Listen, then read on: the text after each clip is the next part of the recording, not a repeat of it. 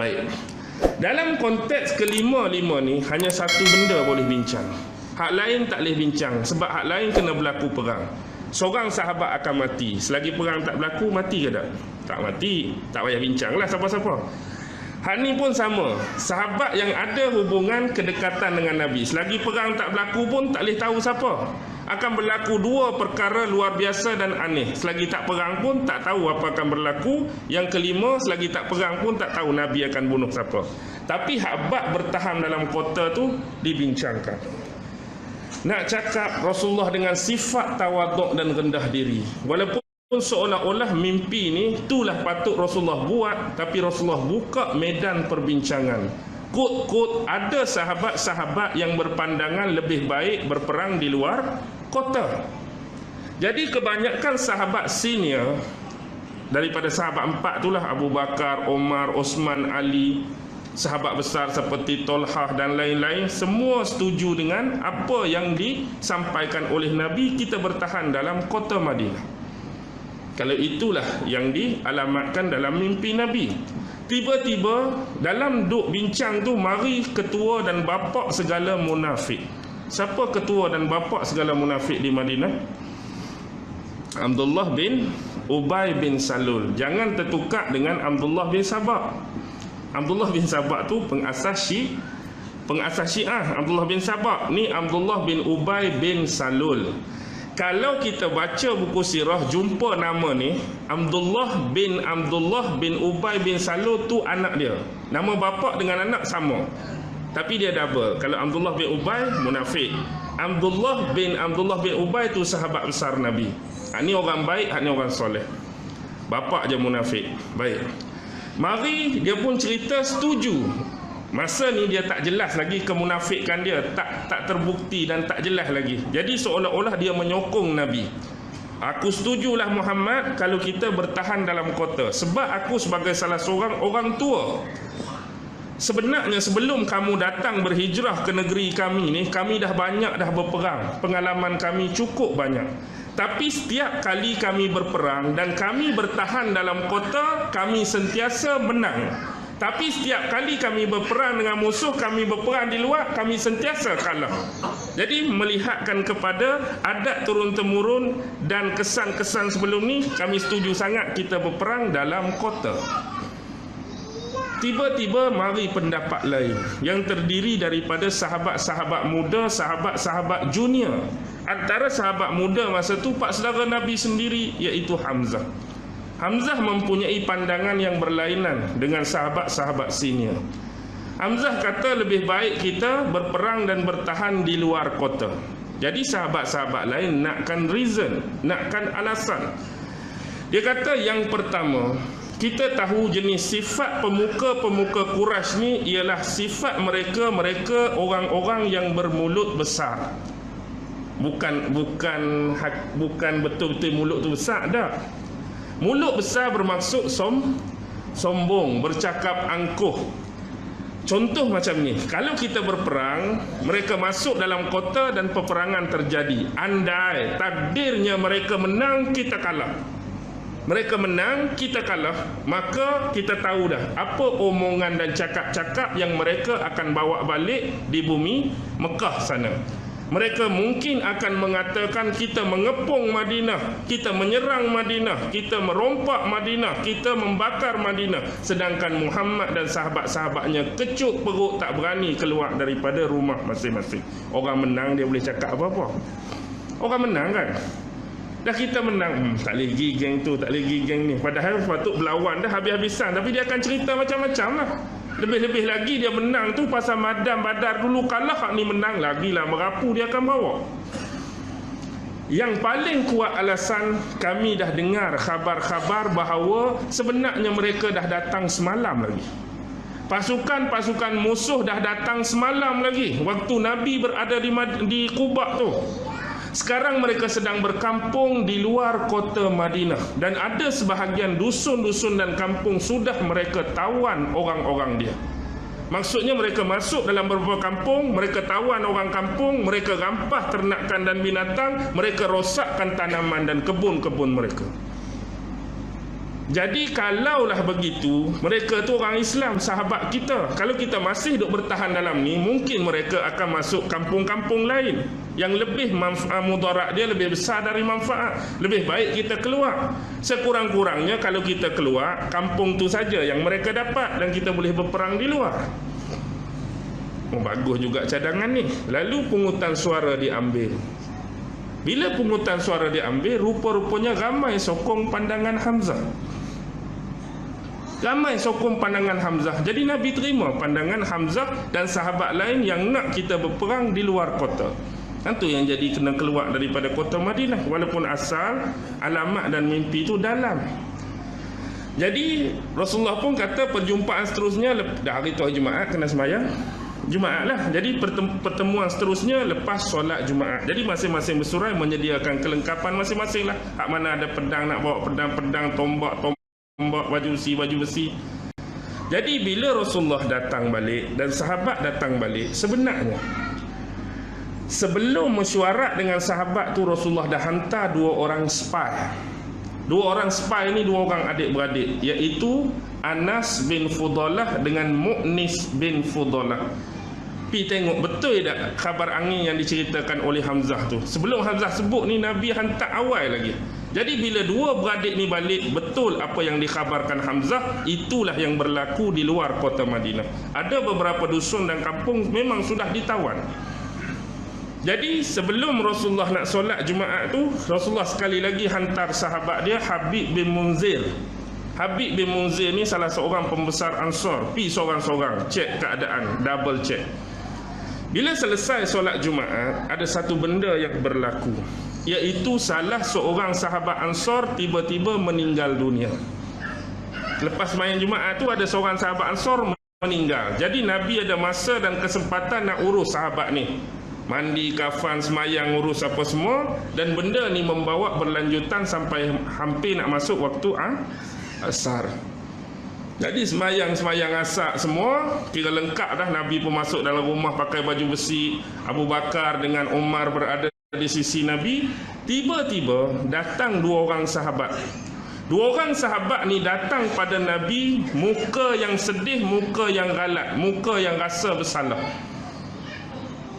Nabi tanya pasal apa? 2 orang ni siapa? Usaid bin Hudair dengan Sa'ad bin Mu'az. Kami ni rasa galat macam ni. Bila kami nak balik semula lepas mesyuarat pagi tadi, kami rasa bersalah. Sebab dah ditentukan dalam alamat dan mimpi Tuan bertahan dalam kota. Tiba-tiba kami ni bagi pendapat lain yang menyebabkan pendapat kami ni disokong. Jadi kami takut benda ni menjadi penderhakaan atas kamu, wahai Rasulullah. Kami takut kamu marah, kamu tak suka, kamu tak redha dan perbuatan ni kami derhaka, maka celakalah kami. Jadi kami datang ni sebab galak nak minta maaf. Kalau nak tukar balik bertahan dalam kota pun go on lah, kami terima. Lalu Nabi kata tidak. Sesungguhnya bila mana seorang Nabi dan Rasul tu dah siap pakai baju perang dan sebagaimana yang dimuktamadkan, dia tidak akan pusing dan kembali semula. Jadi kita nak perang di luar lah. Sebab itu yang disepakati. Jadi sebelum pi, Rasulullah hantar spy yang ketiga. Kali ketiga iaitu Salamah bin Salamah, pi cek lagi kawasan tertentu. Jadi Rasulullah pun bergerak.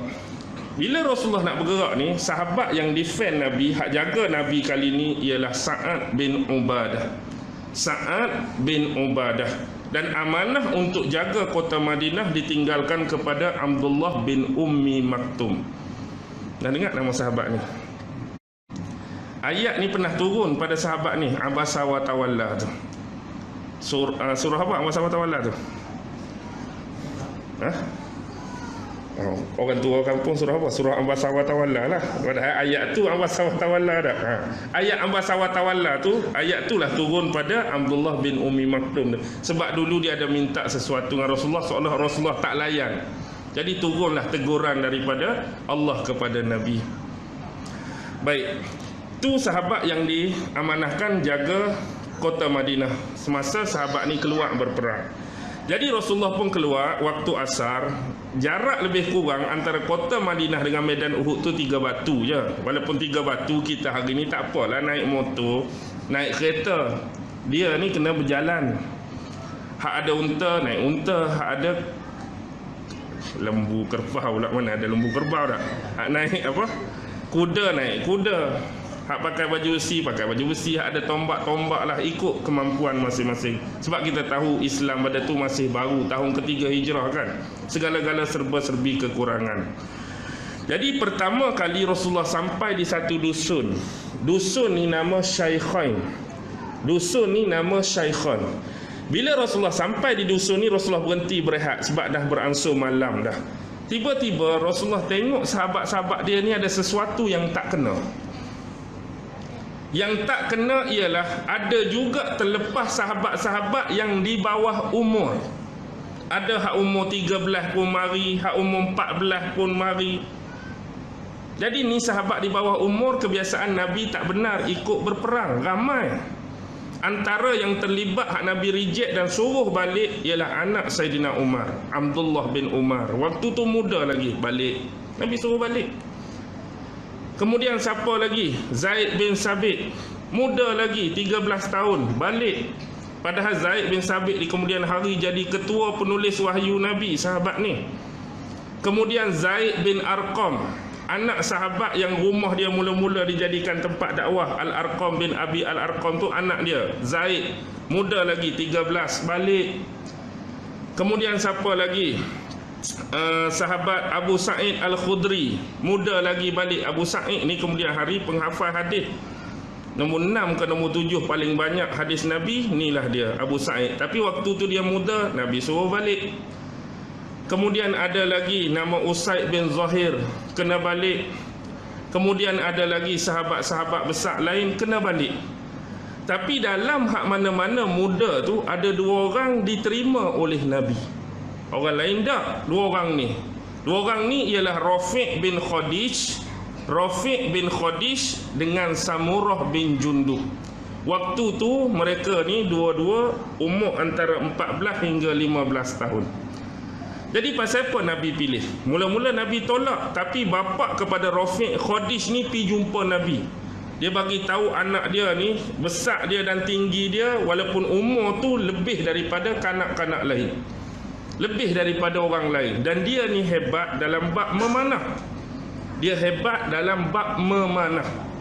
Jadi Nabi nak tengok bukti hebat sungguh kedak dia memanah, maka ujian demi ujian dibuat, maka Nabi puas hati. Dia antara ahli pemanah yang hebat di usia yang muda, jadi Nabi pilih dia. Nabi pilih dengan sebab saranan bapa dia dan memang teruji dia ni hebat memanah. Kalau kita tengok sejarah sahabat Nabi hak hebat memanah ni ramai. Antara hak nombor 1 paling top, sahabat hak nombor 9 dijamin masuk syurga. Siapa? Oh, ustaz bagi nombor-nombor tu payah ha? Sa'ad bin Abi Waqqas, pernah dengar ni? Sa'ad bin Abi Waqqas ni, yang ni sahabat yang pernah sampai ke China kan.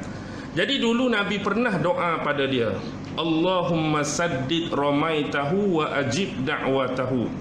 Ya Allah, kamu tepatkanlah bidikan anak panah dia dan kita kata kabulkanlah, tunaikanlah segala doa dan permintaan dia. Jadi dia dapat doa Nabi ni 2 benda.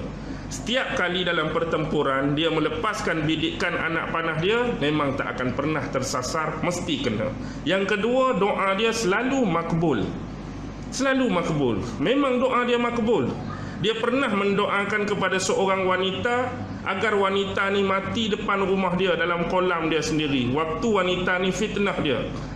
Jadi bila wanita ni fitnah dia, dia doa, perempuan ni mati cara macam ni, duduk tak berapa lama, kawan tu lalu tepi kolam kat rumah dia, terkidah kaki, jatuh dalam kolam, mampus dalam tu. Jadi sebab orang nampak peristiwa ni, lepas Rasulullah wafat, mana-mana sahabat yang bermasalah, walaupun mereka tu betul tapi dinafikan hak, mereka akan guna nama Sa'ad. Contoh kita duk bergaduh balah, kalau hang kata lagi kat aku minta Sa'ad doakan kat hang. Dengar nama Sa'ad doa, tak berani. Memang kalau kita kata aku akan suruh minta Sa'ad doakan kat hang, tak ada orang berani. Sebab orang tahu doa Sa'ad tu makbul. Itu kelebihan dia. Yang kedua, hak Rasulullah lantik ketua dalam perang Uhud ni, iaitu Abdullah bin Jubair. Jadi ramai duk mari tanya sebab mereka tertukar. Ni pun kadang-kadang huruf za dengan huruf jim pun bunyi nak dekat-dekat kan. Kalau guna huruf jim dia jadi Abdullah bin Jubair. Kalau guna huruf za dia jadi Abdullah bin Zubair. Jauh Zubair dengan Jubair tu, tapi kadang-kadang orang duk anggap Abdullah bin Zubair jadi ketua pemanah. No. Walaupun nama Abdullah bin Zubair ada sahabat, tapi kena ingat Abdullah bin Zubair ni anak siapa? Abdullah bin Zubair anak Zubair bin Al-Awwam. Isteri Zubair bin Al-Awwam Asma binti Abu Bakar.